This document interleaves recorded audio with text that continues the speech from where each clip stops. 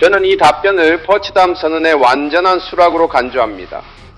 포츠담 선언은 일본의 무조건 항복을 명시하고 있습니다. 1945년 8월, 일본은 거의 패배 직전이었습니다. 제2차 세계대전에서 일본의 주요 동맹국이었던 독일은 이미 항복했습니다. 일본의 많은 도시들도 연이은 폭격으로 파괴되었습니다. 식량, 석유, 무기 등 군대에 필요한 많은 보급품도 끊긴 상태였습니다. 하지만 일본 군부의 주요 지도자들은 여전히 항복을 거부하고 있었습니다. 그들은 수많은 군인과 민간인이 죽을 수 있음에도 불구하고 일본 본토의 섬들을 끝까지 지키며 싸울 준비가 되어 있었습니다. 여기서 역사상 가장 큰 질문 중 하나가 시작됩니다. 과연 무엇이 일본을 항복하게 만든 것일까요? 미국이 투하한 2개의 원자폭탄 때문이었을까요? 아니면 소련이 갑작스럽게 전쟁에 참전한 것 때문이었을까요? 이 문제는 지금까지도 역사학자들 사이에서 논쟁이 되고 있습니다. 일부는 원자폭탄이 주된 이유라고 말합니다.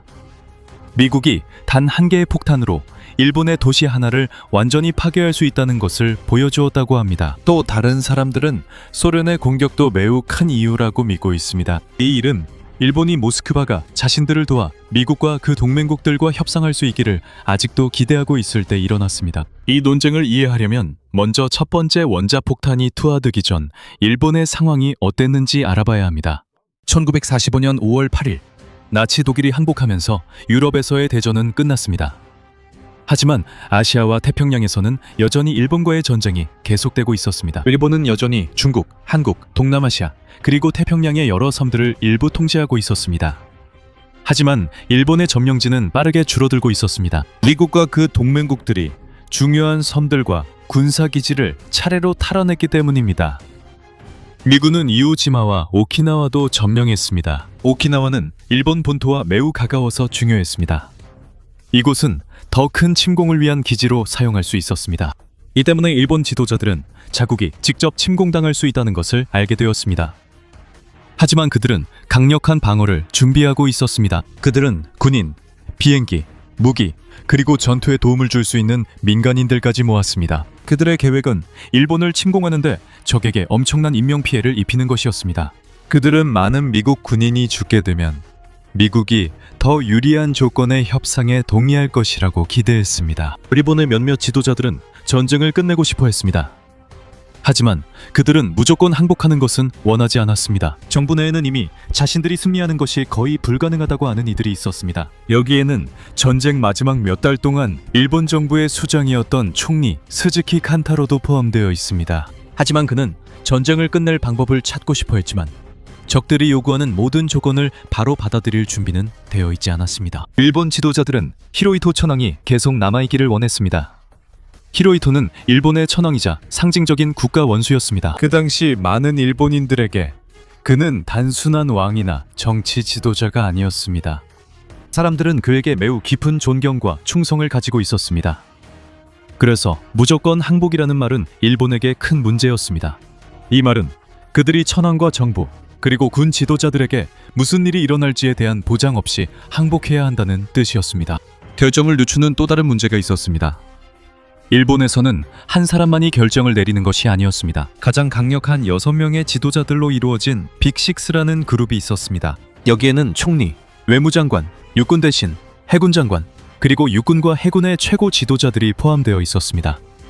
이 그룹은 의견이 갈렸습니다. 일부는 평화의 길을 찾고 싶어 했습니다. 그러나 군 지도자들은 적들이 더 나은 조건을 제시하지 않는 한 전투를 계속하길 원했습니다. 의견이 갈려 있었기 때문에 명확하고 신속한 결정을 내리기 어려웠습니다. 한편 일본은 소련의 도움을 요청하려고 시도하고 있었습니다. 그 당시 소련은 아직 일본과 직접적으로 전쟁을 하고 있지 않았습니다. 도쿄는 모스크바가 미국과 영국과의 협상에서 중재자가 되어줄 수 있기를 기대하고 있었습니다. 하지만 일본 지도자들은 소련이 이미 그 동맹국들과 먼저 합의를 했다는 사실을 알지 못했습니다. 1945년 2월 얄타 회의에서 소련의 지도자 요시프 스탈린은 일본과의 전쟁에 참전하겠다고 약속했습니다. 몇 달 후 독일이 패배한 뒤였습니다. 그 대가로 소련은 만주에서 더 큰 영향력을 갖고 남사할린과 쿠릴 열도를 얻을 것으로 기대했습니다. 즉, 일본이 스탈린이 평화협상에서 자신들을 도와주길 기대하는 동안 소련군은 비밀리에 아시아에 있는 일본군을 공격할 준비를 하고 있었습니다. 1945년 7월 주요 연합국 지도자들이 베를린 근처의 포츠담에 모였습니다. 그곳에는 미국 대통령 해리 트루먼도 있었습니다. 그곳에는 소련 지도자 요시프 스탈린과 영국의 지도자들도 있었습니다. 그들이 논의한 가장 중요한 주제 중 하나는 일본과의 전쟁을 어떻게 끝낼 것인가였습니다. 트루먼이 회의에 참석하고 있을 때 미국에서 매우 중요한 메시지가 도착했습니다. 원자폭탄의 첫 번째 실험이 성공했습니다. 이 실험은 트리니티 테스트라고 불렸습니다. 1945년 7월 16일 뉴멕시코에서 실시되었습니다. 이 폭탄은 맨해튼 프로젝트라는 미국의 비밀스럽고 대규모 프로그램 아래에서 만들어졌습니다. 이 프로젝트는 새로운 종류의 무기를 개발하기 위한 것이었습니다. 이것은 평범한 폭탄이 아니었습니다. 이 폭탄은 핵 반응을 이용해 단 몇 초 만에 엄청난 에너지를 방출합니다. 성공적인 실험 후 미국 정부는 자신들이 이전에 사용된 모든 폭탄보다 훨씬 강력한 무기를 갖게 되었음을 알게 되었습니다. 7월 24일 트루먼은 스탈린에게 미국이 엄청난 위력을 가진 새로운 무기를 가지고 있다고 말했습니다. 그는 자세한 내용을 설명하지 않았습니다. 하지만 스탈린도 이미 원자폭탄 프로젝트에 대해 알고 있었습니다. 소련 정보기관이 프로그램 내부에서 비밀 정보를 입수하고 있었기 때문입니다. 이틀 후 미국, 영국, 그리고 중국이 포츠담 선언을 발표했습니다. 이 선언은 일본에게 모든 무장 세력을 항복시키라고 명령했습니다.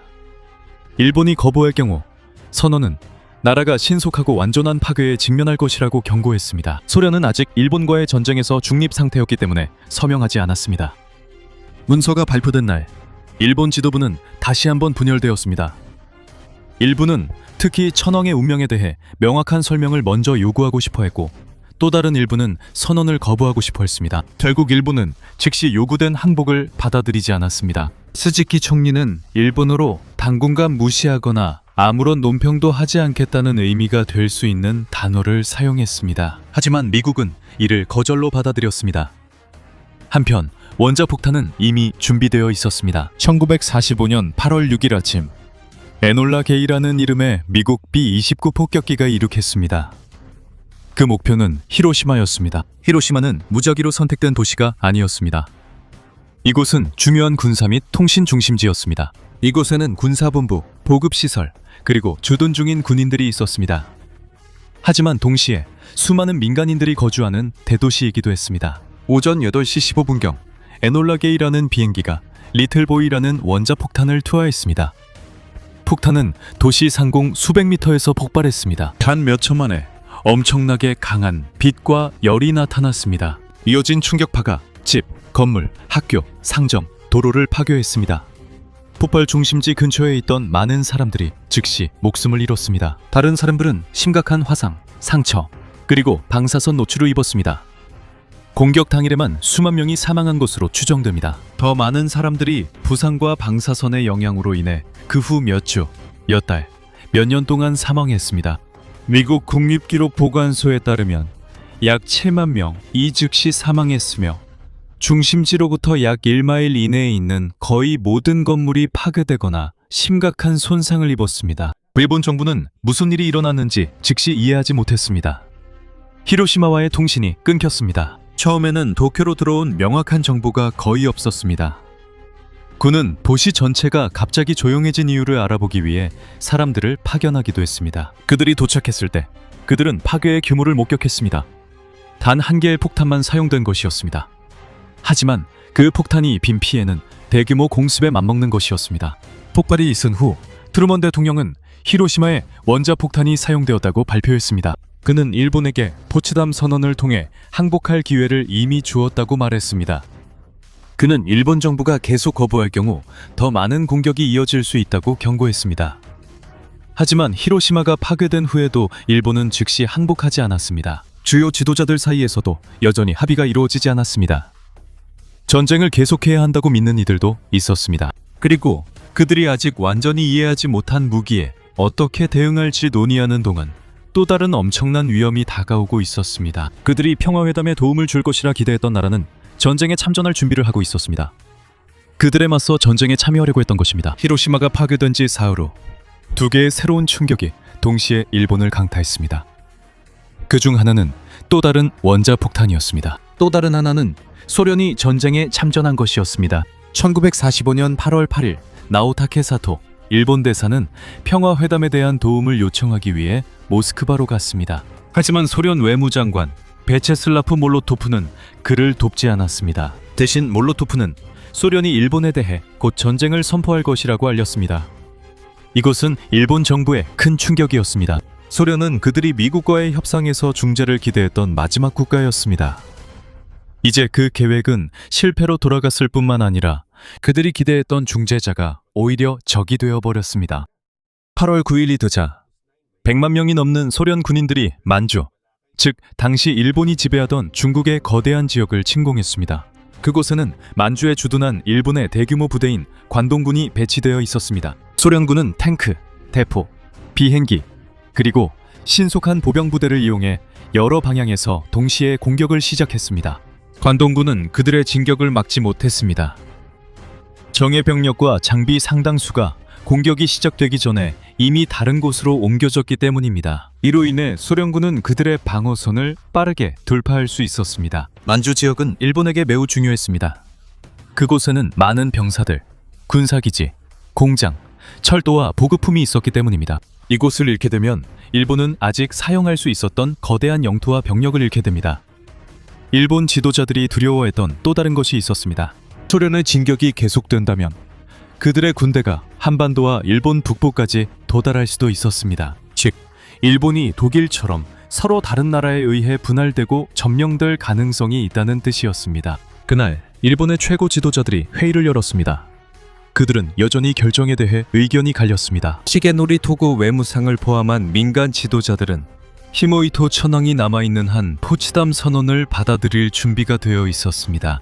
하지만 대부분의 군 지도자들은 더 많은 것을 요구했습니다. 그들은 외국 군대가 일본을 점령하는 것을 원하지 않았습니다. 그들은 일본이 스스로 자국 군대를 무장 해제하기를 원했습니다. 또한 일본 당국이 전범 혐의자들의 재판을 담당하기를 원했습니다. 간단히 말해서 그들은 전쟁이 끝나길 원했지만 적들에게 일본에 대한 완전한 통제권을 넘겨주고 싶지는 않았습니다. 그들이 합의하지 못할 때 또 다른 소식이 전해졌습니다. 8월 9일 미국의 B-29 폭격기 박스카가 펜맨이라는 원자폭탄을 나가사키에 투하했습니다. 원래 첫 번째 목표는 고쿠라였습니다. 하지만 그곳은 구름과 연기로 가려져 있었습니다. 그래서 폭격기는 나가사키로 이동했습니다. 폭탄은 도시 상공에서 폭발했습니다. 약 3만 5천 명에서 4만 명 정도가 즉시 사망한 것으로 추정됩니다. 폭발 직후의 짧은 시간 안이나 그 이후에도 수천 명이 더 부상과 화상, 방사선 피해로 목숨을 잃었습니다. 불과 며칠 만에 두 도시가 파괴되었습니다. 동시에 소련은 만주에 있는 일본군을 빠르게 공격했습니다. 하지만 상황이 이렇게 심각한데도 주요 지도자들의 편은 여전히 동점이었습니다. 결정을 내릴 수 없어서 그들은 히로이토 천황에게 판단을 구했습니다. 이런 일은 매우 드뭅니다. 보통 천황은 이런 종류의 논쟁에 직접 개입하지 않습니다. 하지만 이번에는 전쟁을 끝내야 한다고 말씀하셨습니다.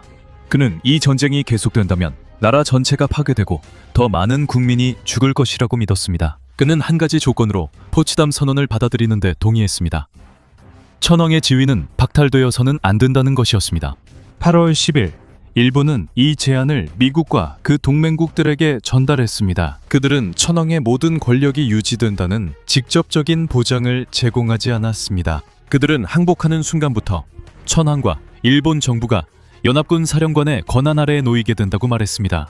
또한 일본의 정부 형편은 일본 국민의 의사에 달려 있다고도 말했습니다. 실제로 전쟁이 끝난 후 히로이토는 천황으로 남아 있었지만 더 이상 군대와 정부를 통제하지 않았습니다. 그는 일본의 새로운 체제 아래 상징적인 지도자가 되었습니다.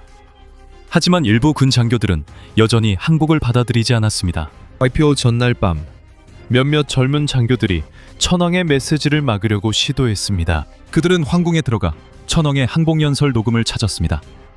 그들은 그것을 파괴해서 전쟁을 계속할 수 있기를 바랬습니다. 하지만 그들의 쿠데타는 실패로 끝났습니다.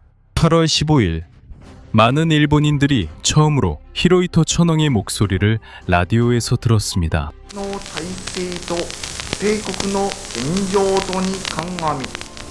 기대하고 또 기대하고 희망을 품으며 그는 직접적으로 항복이라는 단순한 단어를 사용하지는 않았지만 메시지는 분명했습니다. 일본은 적들의 요구를 받아들이고 전쟁을 중단할 것입니다. 1945년 9월 2일, 일본 대표들은 도쿄만에 정박한 USS 미주리함에서 공식 항복 문서에 서명했습니다. 그곳에서 제2차 세계대전이 공식적으로 끝났습니다.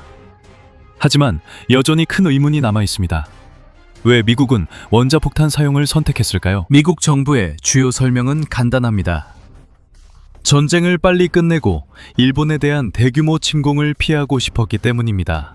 원자폭탄이 준비되기 전부터 미국 군대는 일본의 주요 섬들을 침공할 계획을 세우고 있었습니다. 전체 계획은 다운폴 작전, 어필 디그레데이션 다운폴이라고 불렸습니다. 이 계획은 두 개의 큰 부분으로 나뉩니다. 첫 번째는 올림픽 작전, 오페레이션 올림픽입니다. 이 작전은 1945년 11월에 연합군을 규슈 남부에 상륙시키는 것이었습니다. 그곳에 기지를 확보하면 다음은 코로넷 작전, 오퍼레이션 코로넷이 이어집니다. 이 작전은 1946년에 도쿄 근처 지역을 대규모로 침공하는 것이었습니다. 하지만 일본은 침공이 다가오고 있다는 것을 알고 있었습니다. 그래서 캐치고라고 불리는 자체 방어 계획을 세웠습니다. 일본 지휘관들은 미국을 완전히 이기기 어렵다는 걸 알고 있었습니다. 그들은 침공을 어렵게 만들고 큰 피해를 입히려 했습니다. 그들은 엄청나게 많은 병사, 비행기, 자살 특공기, 그리고 민간 감시자들을 배치할 예정이었습니다. 이는 연합군이 상륙할 수 있는 지역을 방어하기 위한 것이었습니다. 그들은 미국의 사상자가 너무 많아지면 미국이 일본에 더 유리한 조건으로 협상에 나설 것이라고 기대했습니다. 미국이 이 계획을 두려워할 만한 이유가 있었습니다. 이오지마와 오키나와에서 미군은 일본군이 패배가 확실한 상황에서도 얼마나 치열하게 싸우는지 직접 목격했습니다. 오키나와에서만 해도 1만 명이 넘는 미군이 전사하거나 실종되었습니다. 그리고 수만 명이 부상을 입었습니다. 일본 측에서도 많은 사람이 목숨을 잃었고 많은 민간인이 포함됐습니다. 일본 본토 침공 시 얼마나 희생될지 아무도 확실히 알 수 없었습니다. 전투가 얼마나 오래 지속될지, 실제 방어력이 얼마나 강할지, 그리고 얼마나 많은 민간인이 참전할지 계획자들이 아직 알지 못했기 때문에 추정치가 제각각이었습니다. 더 낮은 추정치도 있었습니다. 작전이 길어질 경우 미군 사상자가 10만 명에 이를 것이라는 추정도 있었습니다. 그래서 결정에서 중요한 것은 정확한 숫자만이 아니었습니다. 중요한 것은 미국 지도자들이 침공이 매우 피비린내 나는 일이 될 것이라고 믿었다는 점입니다. 해리 트루먼 대통령에게 원자폭탄은 침공을 시작하기 전에 전쟁을 끝낼 수 있는 방법이었습니다. 대중의 압박도 있었습니다. 미국은 오랜 전쟁 끝에 지쳐 있었습니다.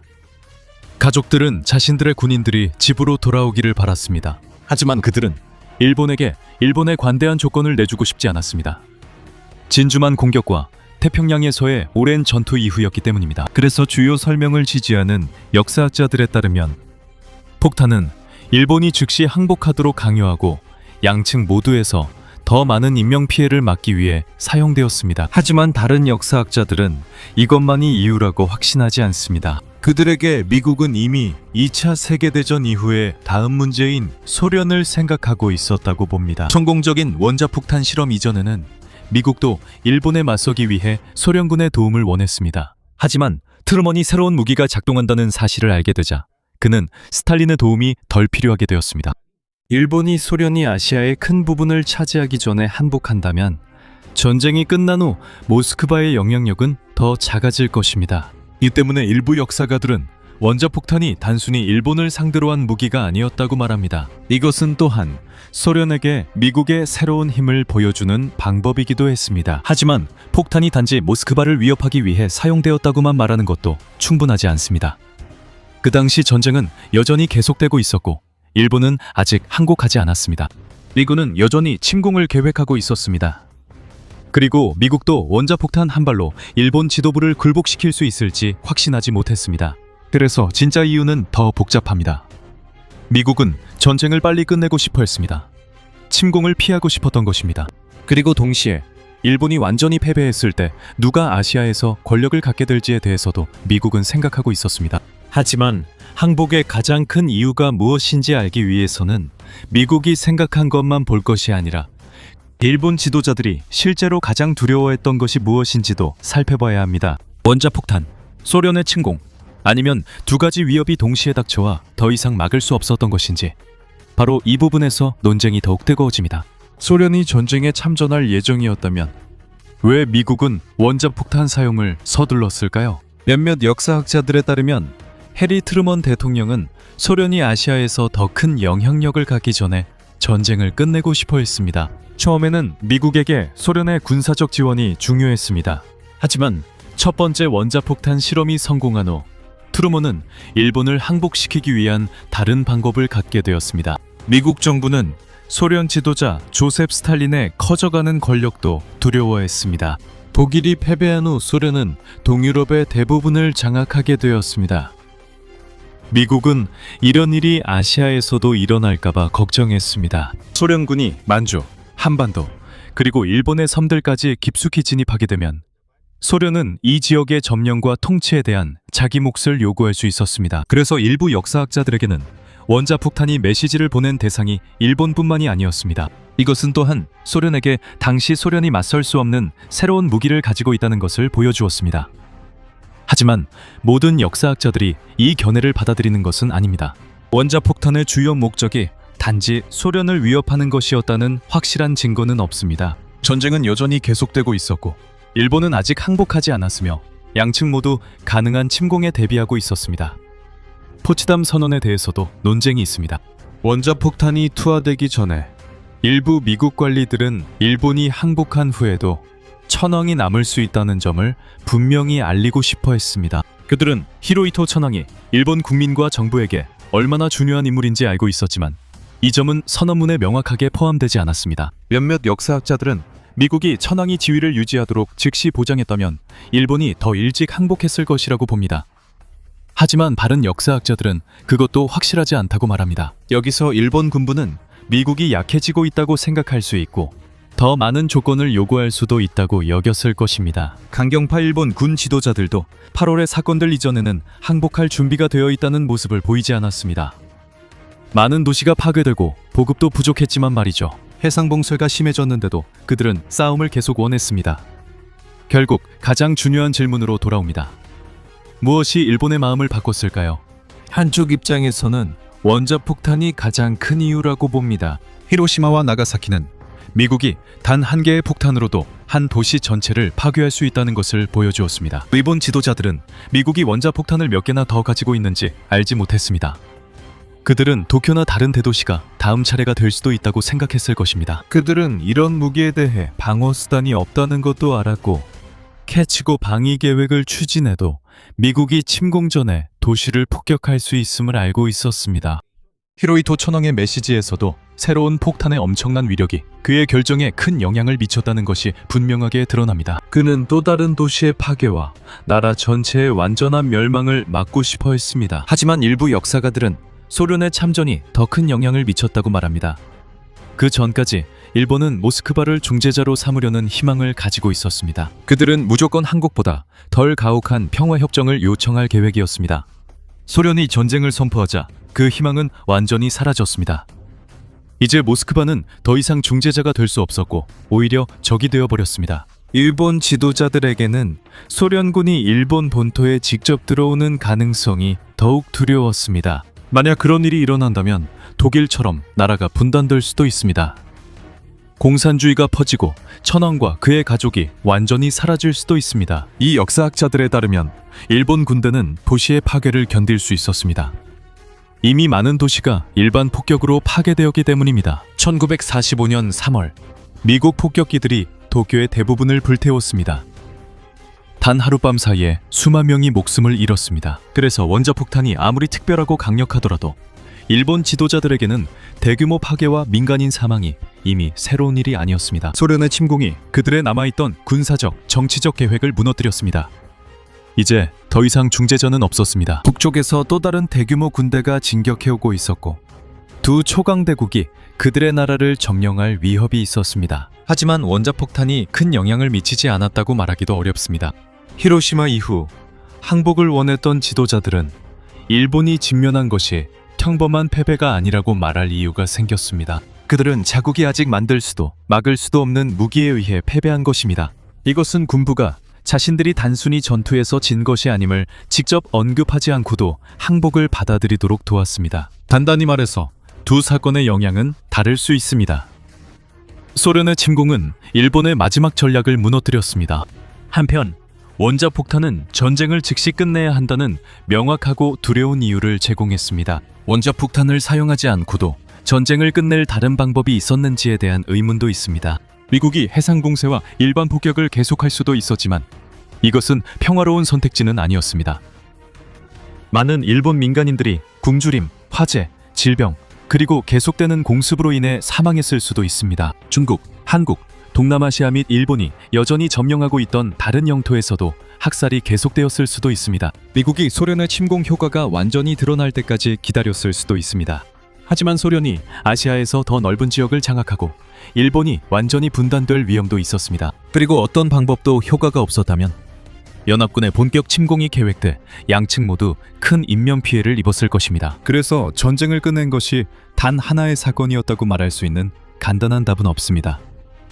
그 당시 지도자들의 문서와 발언도 서로 다릅니다. 어떤 발언에서는 원자폭탄을 더 두려워했다고 하고 또 다른 발언에서는 소련의 침공이 더 큰 충격이었다고 말합니다. 전쟁이 끝난 후 몇몇 지도자들이 자신들의 행동을 정당화하거나 책임을 피하려고 시도하면서 쓴 회고록들도 있습니다. 분명한 것은 히로시마만으로는 일본이 항복하지 않았다는 점입니다. 소련의 선전포고와 두 번째 원자폭탄이 거의 동시에 일어나면서 상황이 달라졌습니다. 그 후 히로히토 천황이 직접 개입하여 전쟁을 끝내기로 결정했습니다. 국가안보기록보관소에서 공개된 문서에 따르면 일부 일본 지도자들은 원자폭탄과 소련의 선전포고를 항복을 앞당긴 공동의 이유로 보았습니다. 그래서 질문은 단순히 원자폭탄이냐 소련의 침공이냐가 아닙니다. 더 정확한 질문은 이 두 사건이 어떻게 동시에 일본에 남아있던 모든 희망을 무너뜨렸는가입니다. 원자폭탄은 그들의 도시가 완전히 사라질 수 있음을 보여줬습니다. 소련의 침공은 더 이상 중재해줄 나라가 없고 도망칠 수 있는 안전한 방향도 없다는 것을 보여주었습니다. 1945년 8월 일본에게 닫힌 것은 단 하나의 문이 아니었습니다. 모든 문이 동시에 닫혔고 1945년 9월 2일 항복문서가 공식적으로 서명되었습니다. 제2차 세계대전이 끝났지만 오늘날까지 계속되고 있는 논쟁이 시작되었습니다.